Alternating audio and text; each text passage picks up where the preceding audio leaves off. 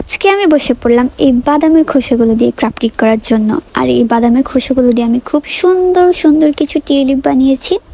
তো চলো তোমাদের সাথে শেয়ার করি। আমি এখানে একটা কাঠের মধ্যে পেপার মুড়িয়ে নিয়েছিলাম। তোমরা চাইলে কাঠের মধ্যে কালারও করে নিতে পারো। এরপর আমি খোসাগুলোর মধ্যে গ্লু লাগিয়ে নিব। তারপর আস্তে আস্তে পাতার শেপ করে দিব আমি একটার সাথে একটা সেট করে। তোমরা কিন্তু ভিডিওটা ভালোভাবে দেখলে বুঝতে পারবে আমি কিভাবে এগুলো লাগিয়েছি।